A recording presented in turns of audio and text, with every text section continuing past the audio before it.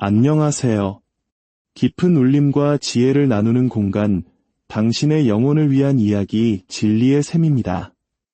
오늘의 이야기에 귀 기울이시기 전 잠시 시간을 내어 이 지혜의 샘이 더 많은 지친 영혼들에게 흘러갈 수 있도록 도와주시겠습니까?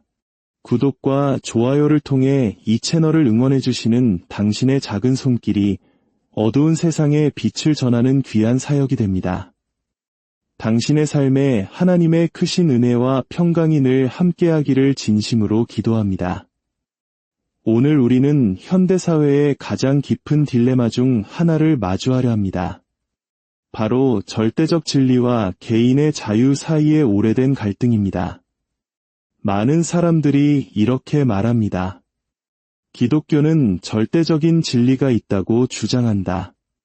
모든 사람이 믿어야 할 것, 모든 사람이 행해야 할 것이 정해져 있다고 말한다. 하지만 그것은 개인의 자유를 억압하는 것이 아닌가? 자신과 다른 사람들을 억압하고 자신의 견해를 타인에게 강요하는 위험한 생각 아닌가? 스스로 진리를 결정할 자유, 나에게 무엇이 옳고 그른지를 판단할 자유야말로 가장 신성한 가치라고 우리 시대는 말합니다.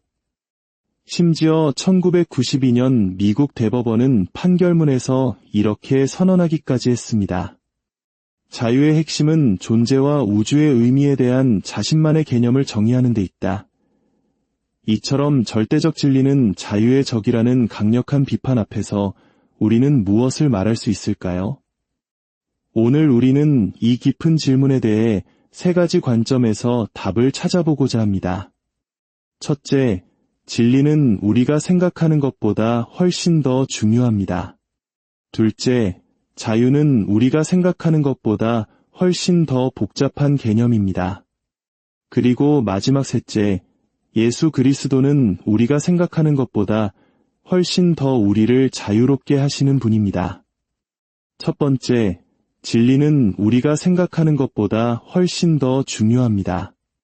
초대 교회의 이야기로 시작해 보겠습니다. 최초의 기독교인들은 대부분 유대인이었고 그들은 모세의 율법, 즉 무엇을 먹고 입어야 하는지에 대한 정결의식을 지켰습니다. 하지만 사도 바울이 이방인들에게 복음을 전하며 수많은 사람들이 개종하자 한 가지 질문이 떠올랐습니다. 예수 그리스도께서 율법을 완성하셨으니 이제 이방인 개종자들도 유대인의 관습을 따를 필요가 없는 것인가? 바울의 대답은 그렇다였습니다. 그는 복음의 진리 안에서 우리가 이 모든 율법으로부터 자유를 얻었다고 선포했습니다. 하지만 많은 이들이 이에 반대했고 바울은 예루살렘의 다른 사도들 앞에서 복음의 진리를 위해 싸워야 했습니다. 그는 복음의 진리가 우리에게 자유를 주기 때문에 그 진리를 결코 포기할 수 없다고 말했습니다. 진리로부터 자유가 온다. 이것은 진리를 따르면 자유를 잃는다고 생각하는 현대적인 관점과 정반대입니다. 왜 우리는 그렇게 생각하게 되었을까요? 프랑스의 철학자 미셀 푸코는 이렇게 말했습니다. 진리 주장은 권력투쟁이다. 즉, 누군가 이것이 진리다라고 말할 때 그것은 순수한 의도가 아니라 타인을 통제하고 지배하려는 권력욕의 발현이라는 것입니다. 어쩌면 이 말에 깊이 공감하는 분들도 계실 겁니다. 저 역시 기독교 목회자로서 이 주장을 무작정 비난하고 싶지는 않습니다. 왜냐하면 예수님께서도 바리새인들을 향해 정확히 같은 말씀을 하셨기 때문입니다. 예수님은 그들의 진리 주장이 하나님을 향한 사랑이 아니라 자신들의 의로움을 드러내고 다른 이들을 정죄하며 권력을 유지하기 위한 수단이라고 지적하셨습니다. 푸코와 니체, 그리고 예수 그리스도가 모두 동의하는 지점이 있다면 우리는 귀를 기울여야 합니다. 그렇습니다. 인간의 역사 속에서 진리의 이름으로 행해진 수많은 억압과 폭력이 있었습니다. 진리 주장은 종종 권력의 도구가 되곤 했습니다. 하지만 모든 진리 주장이 항상 권력투쟁이라고 말한다면 그 주장 자체도 또 하나의 권력투쟁이 되고 맙니다. C.S. 루이스는 그의 저서에서 이렇게 말했습니다. 모든 것을 꿰뚫어 보려고만 한다면 결국 아무것도 보지 못하게 된다. 창문을 통해 무언가를 보는 이유는 창문 너머의 정원이 불투명하기 때문이다. 만약 정원까지 투명하다면 우리는 아무것도 볼 수 없을 것이다. 모든 진리 주장을 의심해야 한다는 주장이야말로 다른 모든 사람의 신념을 무너뜨리려는 가장 큰 지적 권력욕일 수 있습니다. 중요한 것은 진리 주장을 하느냐 마느냐가 아니라 그 진리의 내용이 무엇이냐는 것입니다. 몇 해 전 미국의 아미시 공동체에서 끔찍한 총기 난사 사건이 있었습니다. 한 남자가 학교에 침입해 어린 소녀들을 무참히 살해했습니다. 세상은 충격에 빠졌습니다. 그런데 사람들을 더욱 놀라게 한 것은 그 이후 아미시 공동체의 반응이었습니다. 희생된 소녀의 유가족들은 범인을 용서했을 뿐만 아니라 범인의 아내와 자녀들을 위해 모금하고 그들을 찾아가 위로하며 함께 기도했습니다. 아미시 공동체는 누구보다 자신들의 신앙이 절대적 진리라고 믿는 근본주의자들입니다. 세상은 근본주의가 억압과 폭력을 낳는다고 말하지만 그들의 진리는 오히려 세상이 이해할 수 없는 용서와 사랑을 낳았습니다. 왜일까요? 그들이 믿는 진리의 핵심이 바로 자신을 죽이려는 원수들을 위해 십자가에서 대신 죽으신 한 남자에 대한 이야기이기 때문입니다. 자신의 마지막 숨결로 자신을 못 박는 자들의 용서를 구했던 분의 이야기이기 때문입니다. 그 진리가 삶의 중심이 될 때 그것은 자유를 파괴하는 것이 아니라 오히려 진정한 자유를 창조합니다. 진리 없이 자유는 존재할 수 없습니다. 16세기 범선의 선장이 되었다고 상상해 보십시오. 영국 해협으로 배를 몰아야 하는데 실수로 훨씬 얕은 브리스톨 해협으로 들어섰다고 합시다. 그 사실을 모른 채 계속 항해한다면 배는 곧 암초에 부딪혀 좌초하고 모든 것을 잃게 될 것입니다. 무엇이 그를 구원할 수 있었을까요? 바로 해협의 깊이와 자신의 위치에 대한 진실입니다. 오직 진실만이 그에게 안전한 항해의 자유를 줄 수 있었습니다. 이것은 영적인 영역에서도 마찬가지입니다. 만약 당신이 오직 돈을 위해 살고 돈을 버는 것과 쓰는 것에만 집착한다면 당신의 영혼은 메마르고 관계는 파괴되며 삶은 황폐해질 것입니다. 왜냐하면 인간은 그렇게 살도록 창조되지 않았다는 도덕적, 영적 현실의 암초에 부딪혔기 때문입니다. 오직 진리만이 우리를 자유롭게 합니다. 자유는 진리로부터 도망치는 것이 아니라 진리에 순종할 때 찾아옵니다. 두 번째, 자유는 우리가 생각하는 것보다 훨씬 더 복잡합니다. 우리는 흔히 자유를 아무런 제약이 없는 상태라고 생각합니다. 하지만 정말 그럴까요? 나이가 들면 건강을 위해 좋아하는 음식을 마음껏 먹을 수 없는 제약을 받아들여야 합니다. 그 제약을 통해 우리는 더 건강하고 긴 삶이라는 더 깊고 풍요로운 자유를 얻게 됩니다.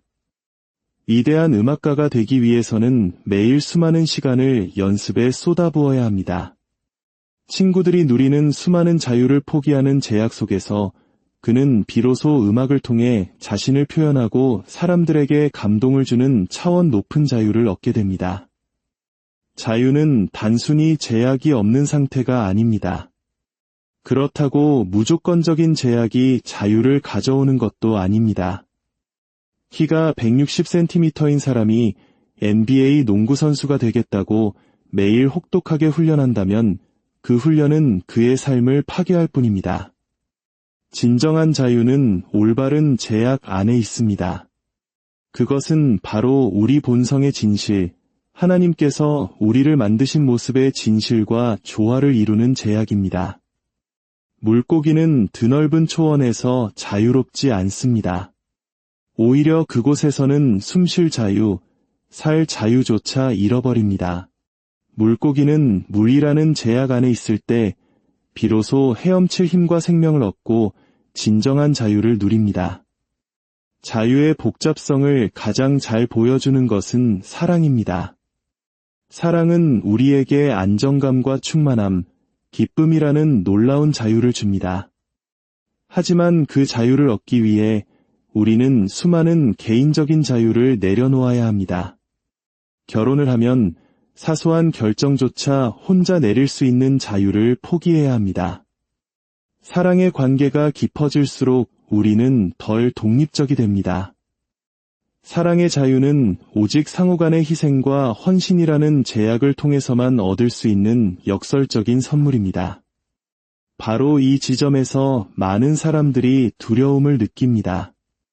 나는 사랑하는 관계에서 나를 희생하고 내 자유를 내어주었지만 상대방은 그렇지 않았어요. 나는 착취당하고 상처받았을 뿐입니다. 이제 누군가에게, 특히 보이지 않는 신에게 나를 온전히 내어주는 것이 두렵습니다. 그 두려움은 너무나 당연합니다. 그렇기에 우리는 세 번째 진실로 나아가야 합니다. 세 번째, 예수 그리스도는 우리가 생각하는 것보다 훨씬 더 우리를 자유롭게 하십니다. 영화 아이, 로봇에서 주인공 로봇 써니는 창조주가 설계한 목적, 즉 로봇의 반란을 막는 임무를 완수합니다. 그리고 이제 무엇을 해야 할지 모르는 그에게 형사는 이렇게 말합니다. 이제 너도 우리처럼 내 길을 찾아야지. 그게 바로 자유로워진다는 거야. 이것이 바로 현대적인 자유의 개념입니다. 창조주로부터 부여된 설계도나 목적에 순응해야 한다면 우리는 로봇과 다를 바 없다는 생각. 아무런 목적 없이 태어났을 때 비로소 우리는 우리 자신의 목적을 창조하며 자유로워질 수 있다는 믿음입니다. 하지만 요한복음은 완전히 다른 이야기를 들려줍니다. 태초에 말씀이 계시니라. 여기서 말씀은 헬라어로 로고스입니다. 고대 그리스 철학자들에게 로고스는 존재의 근원적인 이유, 우리가 무엇을 위해 만들어졌는가에 대한 답이었습니다. 물고기가 물을 위해 설계되었듯 우리 인간이 온전히 내어주고 순종할 때 참된 자유를 경험할 수 있는 궁극적인 진리, 그것이 바로 로고스였습니다. 수많은 철학자들이 그 로고스가 무엇인지에 대해 논쟁했지만 결국 많은 이들은 로고스 같은 건 없다는 회의주의에 빠졌습니다. 하지만 사도 요한은 폭탄과 같은 선언을 합니다. 그렇다, 로고스는 존재한다. 절대적 진리는 있다. 하지만 그 진리는 추상적인 원리나 차가운 규칙이 아니다. 그 말씀이 육신이 되어 우리 가운데 거하셨다. 우리가 순종해야 할 절대적 진리는 개념이 아니라 인격, 바로 예수 그리스도라는 것입니다. 이것이 왜 그렇게 중요할까요? 만약 절대적 진리가 추상적인 규칙의 집합이라면 신과의 관계는 일방적일 수밖에 없습니다. 하늘에 계신 하나님은 명령하시고 우리는 그저 복종해야 합니다. 모든 희생과 조정을 우리 쪽에서만 해야 합니다. 이것은 착취이며 비인간적입니다. 하지만 우리가 믿는 하나님은 그런 분이 아닙니다. 기독교의 하나님은 인격이 되신 절대적 진리, 바로 그분이 우리를 위해 십자가를 지셨다고 말하는 유일한 종교입니다. 십자가 위에서 하나님은 이렇게 말씀하셨습니다. 내가 너를 위해 나의 독립성을 포기하겠다. 내가 너에게 맞추겠다. 내가 너를 위해 희생하겠다. 온 우주에서 가장 자유로운 존재이셨던 그분께서 우리를 위해 스스로 묶이시고 못 박히시며 자신의 자유를 내어주셨습니다. 하나님께서 먼저 우리를 향한 절대적인 항복을 하셨습니다. 그리고 이제 우리에게 말씀하십니다. 나는 이미 너를 위해 모든 것을 내어주었다. 이제 너도 나를 신뢰하고 너의 삶을 내게 맡기지 않겠니? 이것이 바로 해방입니다. 만약 우리가 구원받기 위해 수많은 규칙을 지켜야 한다면 우리는 늘 처벌에 대한 두려움에 사로잡힌 노예일 뿐입니다. 하지만 우리를 구원하는 것이 우리의 노력이 아니라 우리를 위해 자신의 생명을 내어주신 그분의 은혜라는 사실을 깨달을 때 우리는 비로소 모든 두려움으로부터 자유로워집니다. 사도 바울이 인종차별적인 행동을 한 베드로를 꾸짖었을 때 그는 성경 몇 번 규칙을 어겼다고 말하지 않았습니다. 그는 이렇게 말했습니다. 당신은 복음의 진리를 따라 바로 행하지 않고 있습니다. 즉, 베드로여, 당신은 은혜로 구원받은 죄인입니다. 어떻게 다른 사람보다 우월하다고 느낄 수 있습니까? 당신은 사람들을 두려워하는 노예가 되어 있습니다. 그리스도 안에서 당신이 얼마나 사랑받고 가치 있는 존재인지 그 복음의 진리를 깊이 묵상하십시오. 그 기쁨이 당신의 마음을 채울 때 두려움과 차별심은 저절로 사라지고 당신은 진정으로 자유로워질 것입니다. 진정한 자유는 모든 것으로부터의 해방이 아닙니다. 진정한 자유는 올바른 대상에게 우리 자신을 온전히 내어드릴 때 찾아옵니다.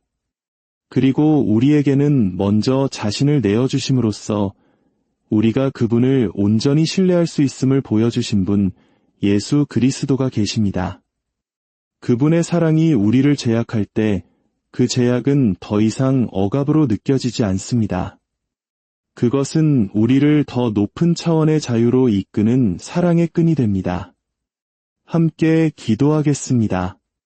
사랑의 하나님 아버지, 세상은 진리가 우리를 억압한다고 말하지만 오늘 우리는 당신의 진리, 예수 그리스도 안에서만 참된 자유가 있음을 고백합니다. 우리를 위해 먼저 자신의 자유를 내어주신 그 놀라운 사랑을 우리 마음 깊이 새기게 하옵소서. 그리하여 세상의 평가와 사람들의 시선, 물질에 대한 염려와 죽음에 대한 두려움으로부터 자유로운 자녀로 살게 하여 주시옵소서. 우리의 삶이 진리 안에서 기쁨으로 춤추는 자유로운 삶이 되게 인도하여 주시옵소서. 우리를 자유롭게 하시는 주 예수 그리스도의 이름으로 기도합니다. 아멘. 오늘의 이야기가 당신의 영혼에 깊은 울림을 주었다면 이 진리의 샘이 마르지 않도록 당신의 구독과 좋아요로 함께 해주세요. 당신의 참여가 더 많은 영혼에게 이 자유의 메시지를 전하는 귀한 통로가 될 것입니다. 주님의 이름으로 당신을 축복합니다. 평안한 하루 보내십시오.